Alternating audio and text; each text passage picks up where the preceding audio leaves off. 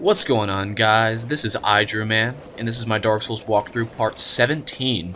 In this episode, we make a substantial amount of progress. We defeat the Iron Golem, and we get really far through Anor Londo. So, yeah, we're getting really close to finishing up Sin's Fortress. So, for all those who didn't like Sin's Fortress, have no fear, for we are almost through. All we have to do is just kill an unrespawnable enemy and beat the boss. But before we do that, we are going to open up a nice little shortcut that I talked about in my previous video. I show how to get the key to open this shortcut, so if you haven't seen it, check it out.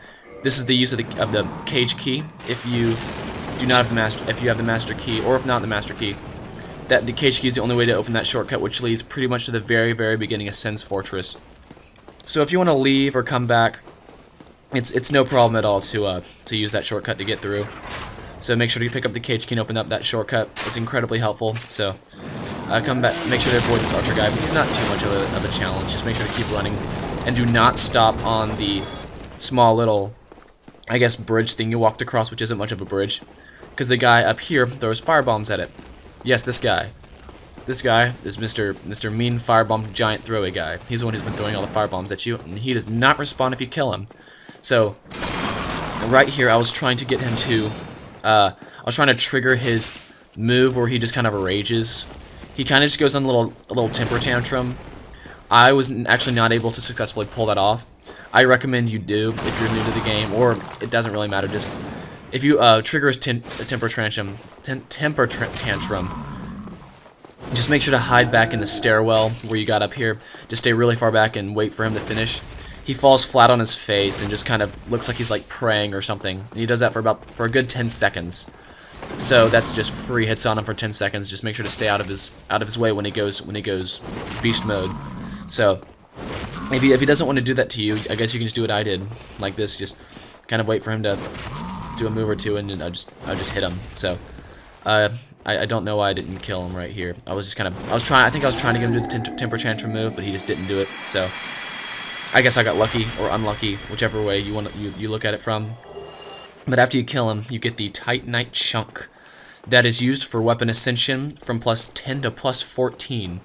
So that's the first one that you get, in case you already have the very large ember, which we will get later in the game. Alright, over here, if you are in human mode, you can summon one of the best phantom guys in the entire game. It's Phantom Iron Tarkus. He is so freaking awesome. There are videos on YouTube of him just killing the Iron Golem by himself. Like, you summon him, and he goes in with you, and the player just stands aside, and the Iron Tarkus kills the Iron Golem. So he's definitely the best way to kill him. Right there, that move where he swings his axe and that flying thing comes towards you, he does that every single time I've ever fought him at the very beginning of the battle. So beware to block that, or just roll dodge it. The Iron Golem does have pretty good defense, so make sure you have an upgraded weapon. I believe mine's a battle axe +8 or +10 or something like that. But the Iron Golem really isn't much of a problem. The only hard part about him, in my opinion, is the battlefield you have to fight him on, because it's so easy to roll off the edge. So make sure to be careful when he's just, I guess, attacking. Make sure not to get grabbed by him, or he will throw you down on the ground. And he has thrown me off the edge before, so that kind of sucks. Make sure to roll under his legs, that's good. And also, if this ever happens to you, I had no intention on actually doing that to him. I really didn't. I wanted to beat him up, just beating his life down, but I guess I knocked him over. And that, my friends, is what you call a pushover. Anyone? Oh, okay, sorry, no more, I won't do that anymore. So, once you kill the Iron Golem, just make sure to, if you get about 40,000 souls, make sure to hit the gold ring over at the middle of the battlefield. But more on the Iron Golem. Make sure to roll under his legs. Tank some of his hits if you need to, but just try to fight him on the very middle of this arena. It's really bad to stay near the edges in case he hits you off the edge or anything like that. And if all else fails, just become human and summon Iron Tarkus. He is such an awesome NPC. I think this is the only time in the game where you actually can summon him. So make sure to summon him if you're having trouble on the Iron Golem. But in my opinion, he's not one of the more challenging bosses. So here we are in Anor Londo, the city of the gods. Anor Londo is a huge step up from all the other places you've been to so far. Yeah, right over there, that's a giant, so make sure to avoid him. Giant soldier, and if you see up there, on top of that mountain over there, you can see the Duke's Archives, which is a very, very challenging place that we can go to later. And behind those two guys, you can see a chest. I believe that has Demon Titanite in it for boss weapons, so in case you want to get a boss weapon later, you definitely want to pick up that Demon Titanite.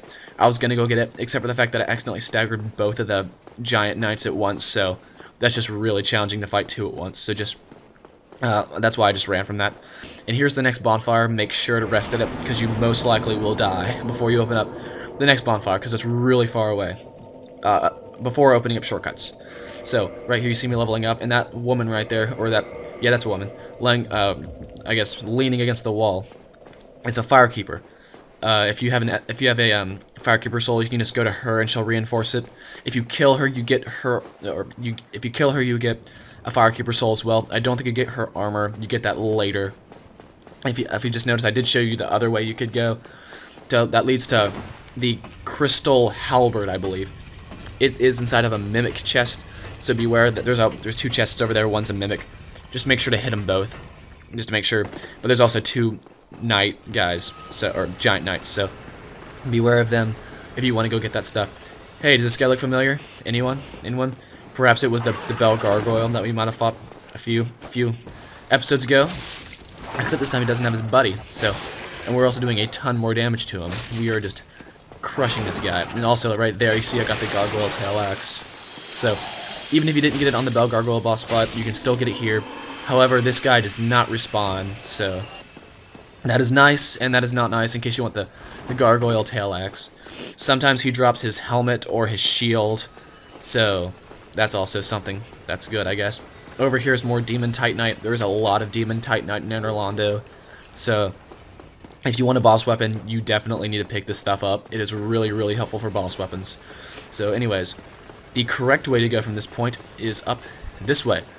It took me forever to find this my first time, so it's really not incredibly obvious. So if you don't have any really hints or any leads to go off of, it's really challenging to kind of single this area out from the rest. So make sure not to fall on the roof. You will fall and die if you land on the roof or the tiles on the roof.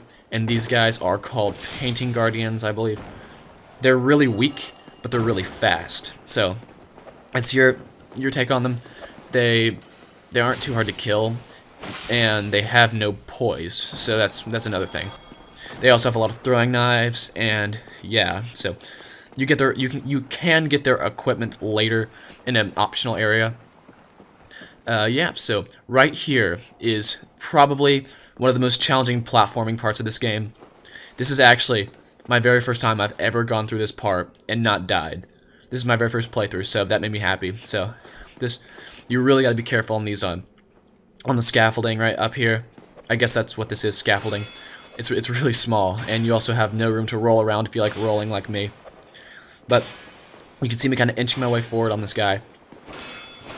Yeah, I really have not too many strategies, other than if you need to take a hit and kill those guys. Also, if you chop that chain, then the chandelier falls down below, and you can get the item down there later. So make sure to be careful. If these guys beat out all your stamina while just blocking, then there's not too much you can do. I mean, you can try to kick them or something, but if they just drain your stamina, you really got to be careful of that. So right here, I guess I was getting kind of lucky. I was getting to them before they had time to attack me, so that was nice. Right here, I got lucky again with him jumping off the edge like that.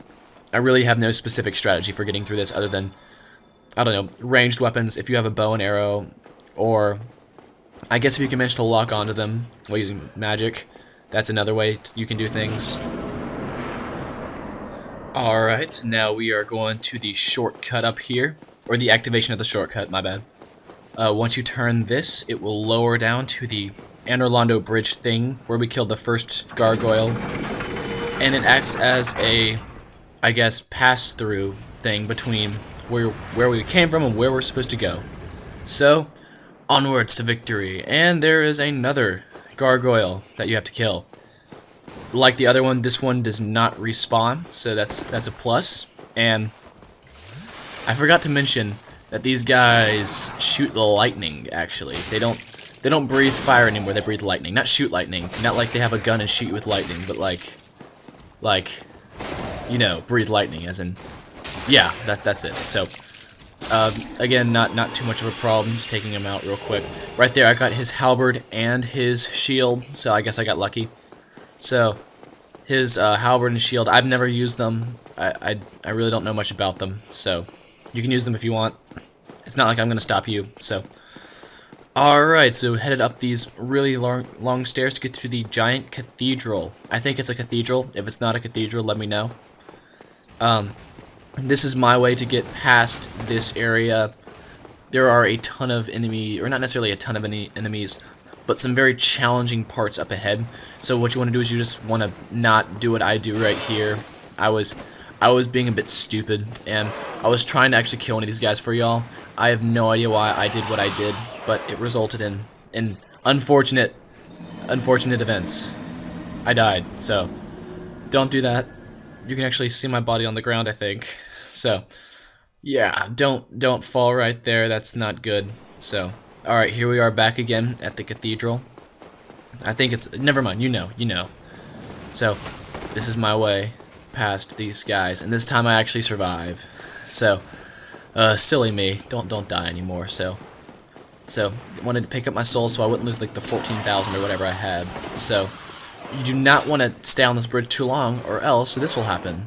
Or yeah, that's not else what they do, but this will happen right here.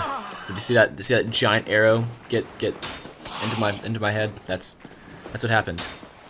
See those arrows right there, and there's also lightning spears and stuff being thrown at you. This just isn't a good bridge to stay on. It just isn't. So just don't stay on that bridge. Also, right here, there's an ambush of 2 more of the electric white guys. I don't know what they are, but if you see those little arrow things, those are called Dragon Slayer arrows, and they're being shot at you by silver knights.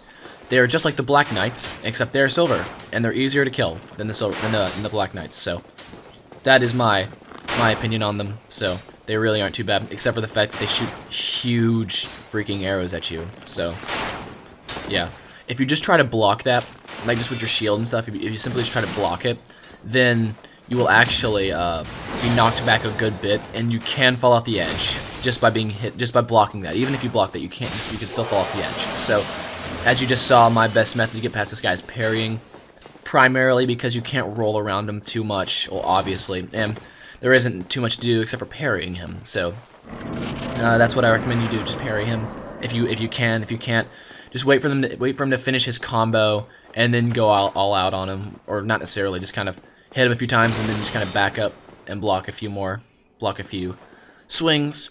And if you notice, we have just reached the bonfire inside the Cathedral of Anor Londo. Right here, just repairing my equipment again, and I believe I level up. Yeah, I just went ahead and leveled up my endurance to roll around more and take more hits.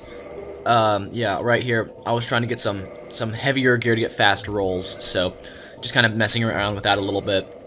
Yeah, so this cathedral place is pretty huge. There are some really quick tricks around this place, so I will show those to y'all in the next episode. I'll show y'all some really quick things. And also, this is Solaire, if you don't remember him. Listen to this next dialogue. It's really interesting. You really are fond of chatting with me, aren't you? If I didn't know better, I'd think you had feelings for me. Oh no, dear me. Pretend you didn't hear that. So, Knight Solaire. Well, you can take that whichever way you wish. Some people think Solaire is a homosexual. I think that Solaire is questioning your sexuality. If you're a female, then everything's good, but if you're not, then questions are on people's minds about what happens. And right there, that spear kind of attacked me from behind him. I don't know how that works, but I just did. Also, when these guys attack you with their spears, you do not want to attack them when they're holding their shields up and attacking, because they will block your attacks while you take their attacks. So it kind of isn't good. So bad things happen. Again, also another Silver Knight here. If you try to go up the stairs without killing this guy, he will follow you and end up ambushing you. So that is why you'll want to kill him before doing pretty much anything in this cathedral. Also over here, many people don't know, there's a fake wall right there. Actually, plenty of people know, but new people don't know. Through that fake wall is this area down here, and it's kind of dark and stuff. And there's also some chests.